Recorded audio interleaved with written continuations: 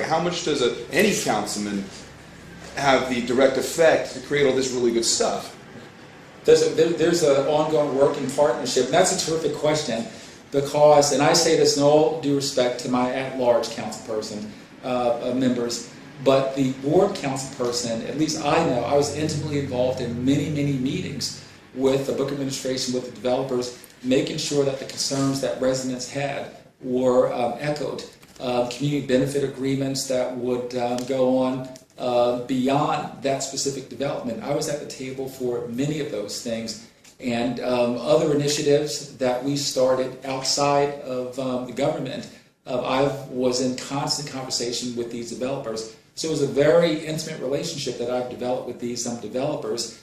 Subsidies that they needed, the Economic Opportunity Act being a huge subsidy, that a lot of the projects that didn't get the Urban Transit Hub Tax Credit, I worked with and talked to people like Albert Catino, who led the way down in Trenton to get that done passed, so that all of the projects that were up for funding for the Urban Transit Tax Hub and didn't get it, they got funded through the Economic Opportunity Act.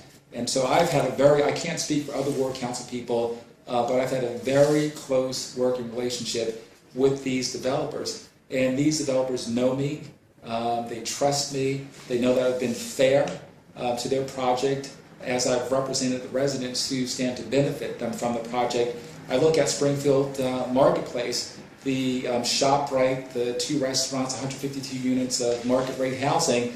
I wanted to make sure that during construction and the retail, once those projects were built, that a huge stakeholder and an anchor for that community, Metropolitan Church, they literally are written into the RDA, or the redevelopment agreement, because they have an employment ministry, so they're going to work very closely with Newark Works. So I take that job very seriously, and it's not just a ceremonial thing where I go to the groundbreaking, take some cheesy pictures, and then go to the ribbon cutting. This is ongoing.